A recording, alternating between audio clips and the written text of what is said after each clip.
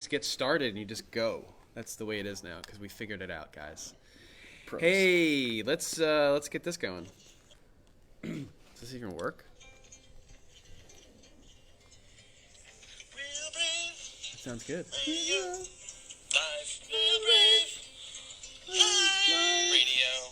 All right. It's really going It's actually Real Brave Live, live. or it could be Real Brave Bravio. Bravio. Welcome, Kevin. Thanks, Dan. Thanks for having me. You're welcome, Kevin. Let's get rid of this. Hi, So, viewer. I talked to Queens, and I'm hoping that they're gonna log on and talk to us. Oh, But don't hold your breath. I won't. I rarely do because I'm afraid of passing out. Okay. We have really just one thing on the agenda tonight. I forget what Third-year practice workshop. the practice workshop, but I called it the name of today's podcast is the Bagar's dozen. Bagar's dozen. You're like so close. I but, know, I'm like, getting there. The amount of the tenacity you approach it with, it's just Bagar. Bagar. You So take it's bag, the you throw it 12th. away. It's the 12th. It's the Is this our 12th podcast? 12th podcast. It's That's what called you're trying to say, probably. the Bagar's dozen. Bagar's dozen. The Beggar's dozen. So, fun fact, about 2 years ago, you're going to be mad. Yeah, 2 years ago. No, a year and a half ago. Make your mind up. There was 13 live shows at Madison Square Garden played by the band Fish, and they called it the Baker's Dozen. Oh, okay. And they handed out donuts at every show for the first 1,000 or so people coming into the venue. Oh, you're on the wrong side. That's not my name. My name is Daniel Powers, the founder of Real Brave. Let's fix that. Actually, we can fix this to make it look better. Can we? Generally upset about Christmas music. Yeah. Oh, look, yeah. You could do that. So yeah, and this is Kevin Bagar. That was good. That was a good one. I can't do this. It's really frustrating me, and I'm like, we work together all the time. Why can't I get it right? At least, you know what this is going to help me with? This is going to help me with one really big problem that you probably can relate to, viewer. You ever walk into a room and forget the person's name? Right, that's one thing. But the last name is usually the big one. The first name is obviously a problem, but I just go with the old standby, like, hey, sport, right. or hey, guy. What's up, dude? Oh boy. So no one's all right. Well, what I want to talk about today is a mystifying process in which you learn stuff, and when you started learning your instrument, Yeah. there was a process that you used. Started with a P word, maybe. How did you learn how to play? What was your first instrument, actually? First. Very first? Yeah. Keyboard, piano. All right. So how did you learn the keyboard piano? It was like I was 5. It was like a little Muppet baby, 12-key Casio keyboard, and the first song I ever learned was "All I Want for Christmas Is You." No, the first song I learned was the Star Wars theme song, ba, ba, ba, ba, ba, ba, ba, which was easy for me to pick out because it was just. Did you do the one finger? Did you pick it out? Yeah, I just did one finger things. That's all I remember about that. Then in 3rd grade, I started the recorder. 4th grade, I started saxophone, and then 5th grade, I started guitar.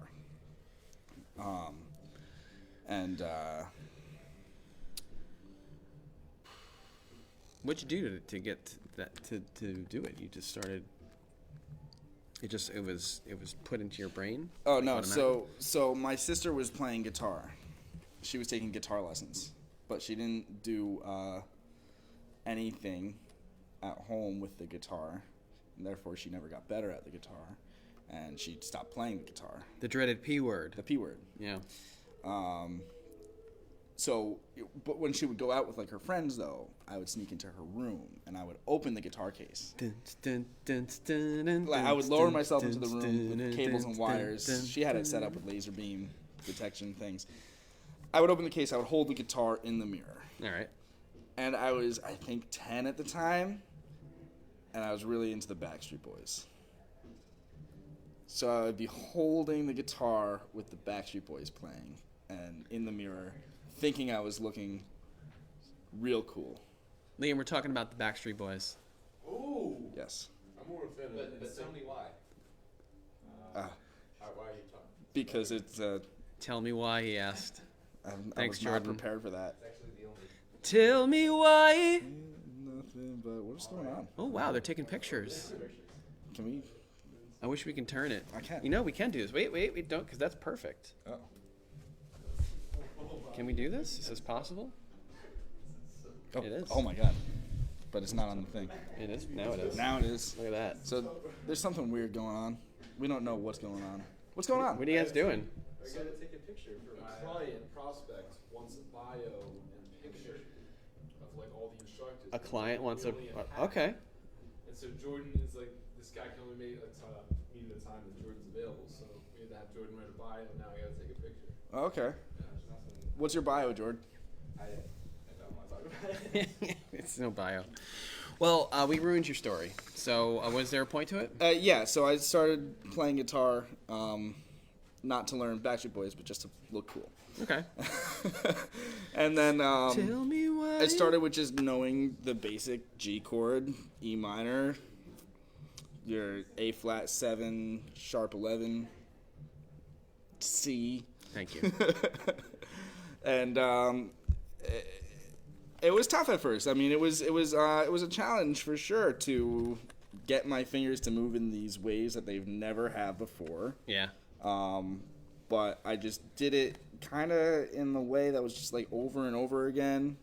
Like I didn't get it the first time, but then I would take it off and I would try it again, and I would just make these shapes over and over again. It's a word to describe what it's like when you want to do something, when you want to be really good at something, and so you have to like Practice. Oh, that's the word. Thank you. Great. So practice is a word that I'll put it this way. When I was 12 and less, I hated the word homework. I didn't like it. Right. Look, I wasn't the best student. I quite literally used to tear up my homework because I hated doing it. I used to cross out the word homework. So I understand that practice is not like it's on everybody's mind. It's not on everybody's mind at all times. And for a child that doesn't understand why they want to do something, well, I get that too. Yeah. So we've been listening to our customers talk about their difficulties with practice, whether it's the adult like us that's just picking it up for the first time and they're trying to get their fingers to play, whether it's the parent helping the child, trying to figure out what it is to help them, because maybe the parent doesn't even play. So we've come up with this idea, and it goes back to this workshop, this all access pass idea that I had years ago, and then we started talking about it recently, and you were pretty hyped up about it, and then the whole staff started getting hyped up about it. Terrence has been helping craft this idea. We started sending out emails asking them to really specifically talk about their problems with practice, and we got extraordinary responses. Yeah, really good feedback from the customer base about yes, we need help with this. What is this practice you speak of? So what we ended up coming up with, I'm going to put it on the screen here, is this practice workshop. And it's this idea of the all access pass, getting for one price, getting access to a bunch of stuff that we do here, and then throwing in a bunch of online content, a Facebook group where you can get help anytime you need, then practice pad, which is just you throw that in there, that the help is just nonstop. All for one low price. It's this crazy amount of stuff, and we should be charging $4,000 for everything, but we're going to charge one low price. But before I get into the why of why we're going to do this, and you can see the price there, but why we're going to do this, I want to talk to Kevin about I want to talk to you about the success stories. The people that do this, there's immersion, right? Yeah. When you put yourself into anything in life, if you completely immerse yourself, whether it's the book you're reading, you read it all day, whether it's the homework you're doing, cooking. Like when I cook, I'm just all I'm concentrating is getting all the flavor I can out of cooking. You cook? I do. I didn't know that. I do. What's your best dish? I have all the dishes I cook are not good for you. Oh. Very not good for you. Oh, really? Oh, yes, they're decadent. Awesome. Yeah. You want me to cook for you? Please. It's a date, guys. Yes. Back to what I was talking about. Sorry. Is that in the handbook? Yes. It is. I wanted to ask you real life stuff. You have, which I wish Emma was here. You have Emma. You've got a bunch of maybe some of the older teenager students that take lessons here. You got some of the younger guys. Mm-hmm. What's the young man that played Don't Stop Believing? Christian. How do you get everyone? What do you think? What do you think's the best way? Okay, so talk about the success stories with this immersion idea that they're right. all doing the rock band, they're all doing the concerts, they're all on practice pad. Why does that work? Okay. So I can only tell me, Kevin. I can only take so much credit. You know, I consider myself more of just like a guide in this whole process. But the students who excel the most, in my experience here, are those who are performing. Mm-hmm. They're playing regularly. They're taking part of in the concerts here. Other opportunities we have. Getting on stage is an integral part of having a reason to pick up the instrument and practice. And because if I'm getting on stage, like, people are gonna be looking at me. You know, I want to perform the best that I can. Right. And the only way I can really do that is to practice. So like often we'll have lessons on the stage. If they're signed up for a thing or not. If we're just getting our feet wet, I'll turn the lights on, I'll put the sound system on, and getting on the stage is huge. Is the stage huge, or is it huge getting on stage? It's huge getting on the stage. The stage is pretty small. Not huge. Other students who perform really well, and I'll get into some specifics too, but other students who perform really well are those who are taking more than one lesson a week. That's not to say that one lesson a week isn't great. Right. Especially with practice pad, because it's like you could take me home with you, and you see the video tutorials, you can see the notes that I'm leaving. It's great.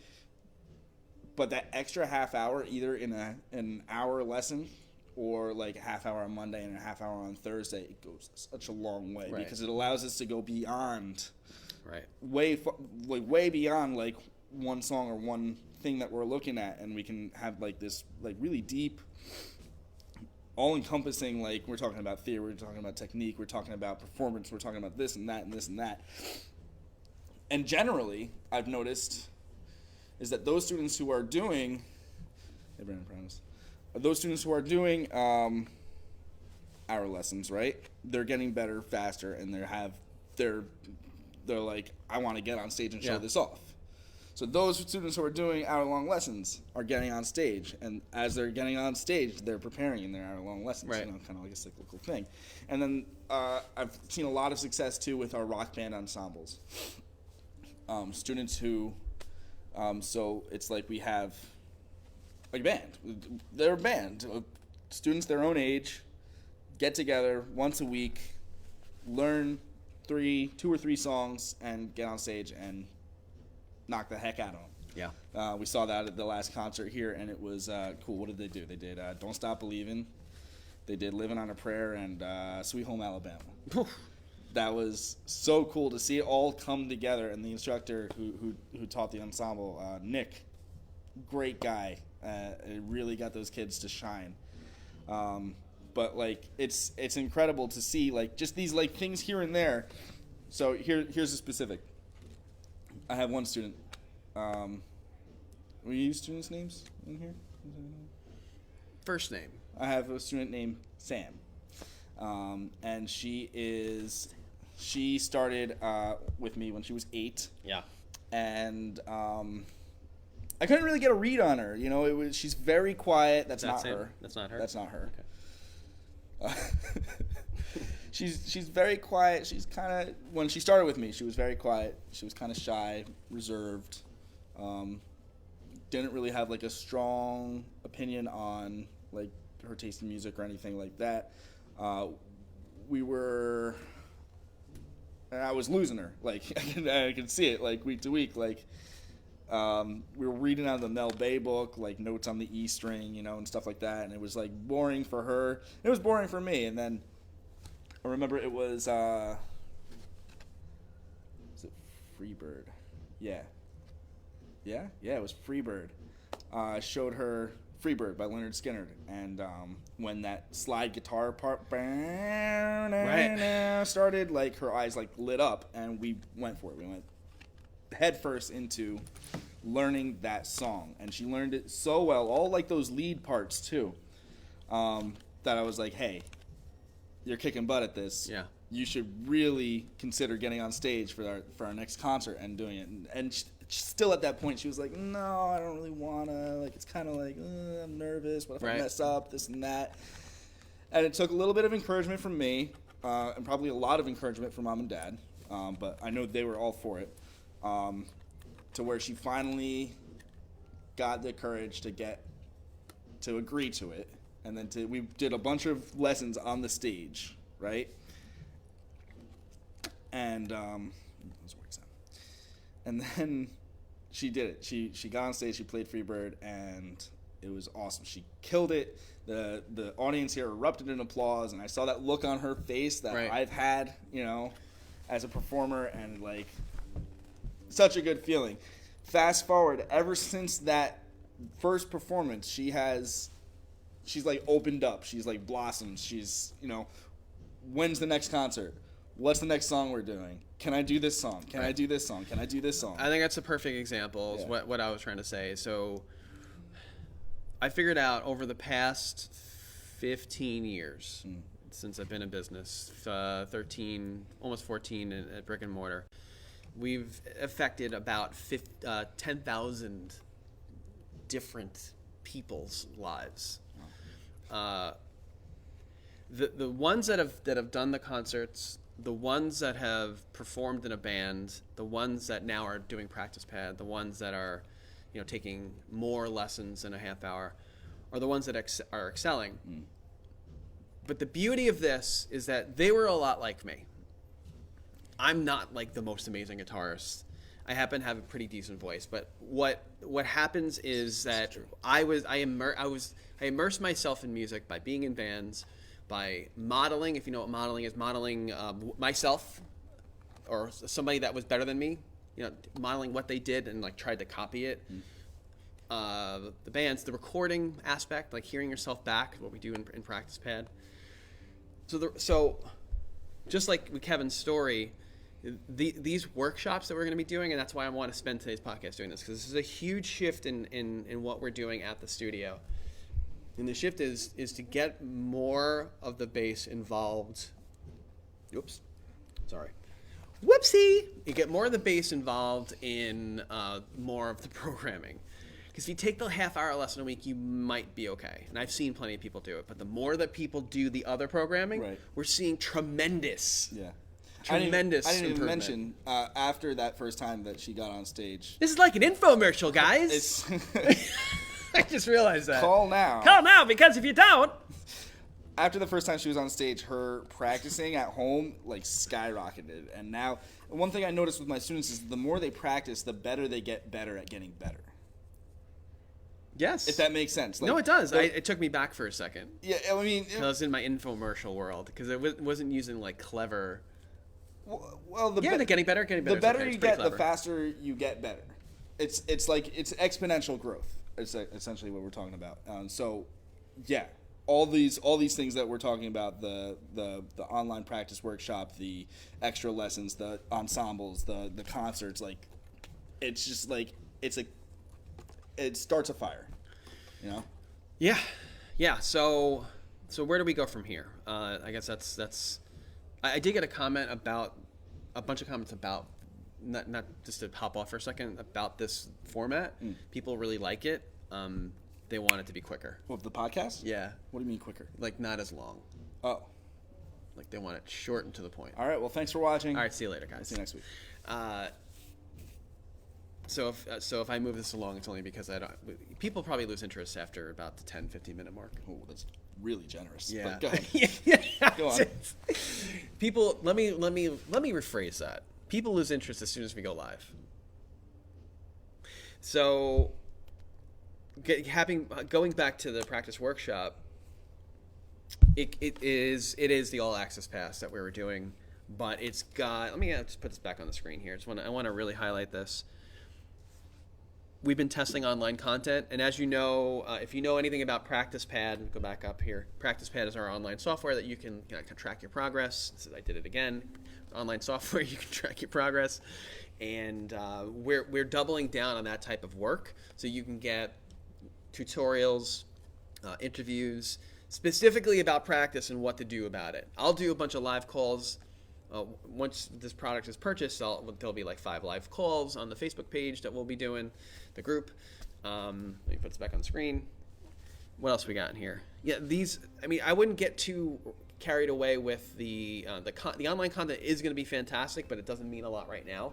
But if you look below, we've included all the really kind of high value, Real Brave content that we have. Excuse me, Real Brave programming that we have here at the studio, and I think that is probably the most valuable part of this. And in addition to that, with like all the PracticePad work that we do, this is going to not only improve everyone, it'll give real insight by true professionals, way better than me.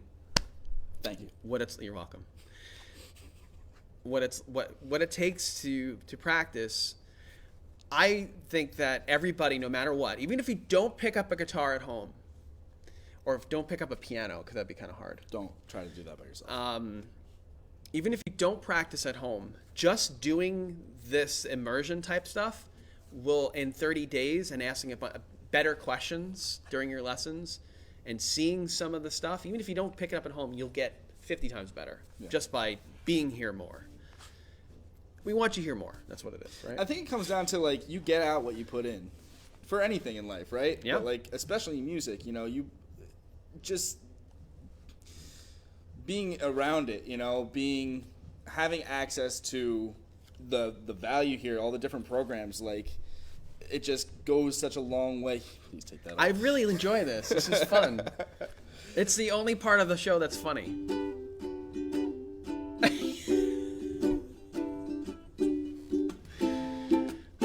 It goes a long way. Yes. I forget what I was saying. What? Is that what I think it was? Yeah. Are you playing? All right. So let's, before we go into anything else, because we don't have a lot of time left. The practice workshop, I will post the link in the comments after we go live if you want to check it out. This is the basic idea, as you can see here. Oh, Kevin. I'm beyond excited about it. We've put a bunch of work into this, and needless to say, shameless self-promotion, but it is a phenomenal, significant shift in focus that I know it's not even like the selling portion of it. It's like I know it's going to make such a huge difference in people's lives. Yeah. Like, and I'm serious when I say this. This is everything that I've seen. The hundreds and hundreds of people that have done the concerts, if not thousands, definitely thousands. These are the things that work, and like doing the half-hour lesson is good, but do this and it's gooder. It's more good. It's more gooder. It's the kind of thing that I wish that I had when I was but a wee lad taking guitar lessons. Did you get gooder? I got gooder. I got a little gooder. But like I feel like if I had like this kind of thing, like I could have gotten way gooder. And that's what we want. We want you to get really gooder. How far can I take that joke? It's gone. It's all been gone. I do want to add that I feel like, I'm not a big like sales guy, myself. You're pretty good at it because you can talk words. I put 'em into- I do good words talking. You're gooder at that. But this is like one of those things like teaching that like I'm just really passionate about, and I wouldn't like say that I was if I didn't really believe in it. You know what I mean? Well, it comes across. I just talked to Christina. You're teaching. Yep.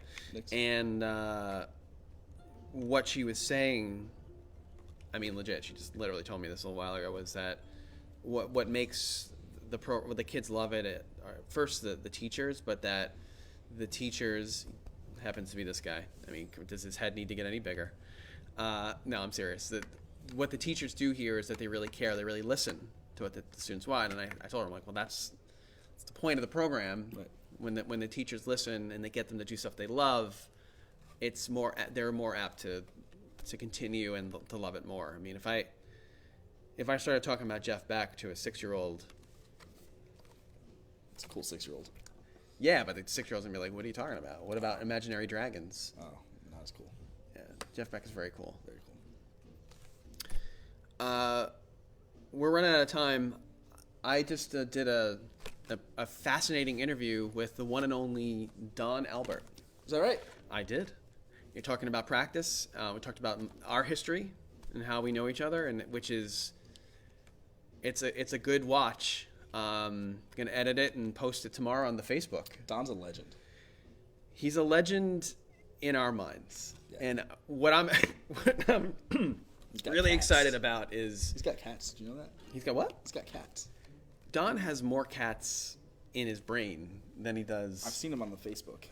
he and- used to have cats. He doesn't have cats anymore. Oh, but- The best thing about Don is that his brilliance is obvious right away, but the way that he connects with people, he takes his brilliance, because it's one thing to be brilliant, right? It's another thing to be able to connect to people with that brilliance. It doesn't happen very often. He can do that, and the way he describes practice and the way he talks about how we know each other and how he's involved in Real Brave now is one of the more touching Hallmark Lifetime movies of all time. Oh, it never resolved. It will resolve. It always does. Except for any song that I write, it usually doesn't. It has at least one note that doesn't help it resolve. So if you put in that chord, right, and then the next chord, can you put like a major seventh in that? Yeah. It kind of resolves, but it's missing something very important. C. The C. Yeah, it's missing the C. The root. It does go back to the chord that resolves, but everybody's upset that I put the major seventh in. One could argue that that's a pretty solid resolution, especially jazz fans. There's one fan out there of jazz. I didn't get to say hi to Brendan. I waved. If you're still watching, well, what are you doing, man? You're perfect thing to listen. Look at this. Perfect thing to listen to while catching up at the office. Us? Yeah. No. That's silly. You should focus on your work, man. He's got a printing company to run. I bet he's making paper. That was him. He had that. He put that in last week. I stole it. Respect a man who can pun that well. Yeah, it's pretty good. You can listen to Toner Loke.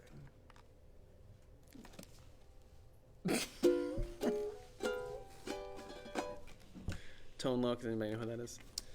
You don't know who Tone Loke is? No. Oh, man, I went went over your head. I think that's all I got today. Friends, kids of friends, friends of kids, friends with kids. Peeps. You have anything you want to add to anybody else that's out there? Just thanks for watching. You need a sign off. We love you. You need like a catchy sign off. I need a catchy sign off. Yeah. Oh man. Hey, I'm Kevin Bagar. Look at my socks. That's my sign off. That's pretty good. No, can't work on that. And that's the way it was. All right, kids. Peace. That's not gonna be my sign off. My sign off is gonna be thank you for watching, and have a good day. It's better. It's getting better.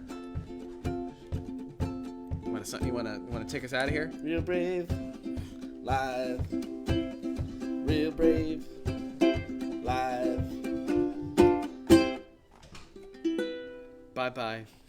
Bye bye. Bye bye.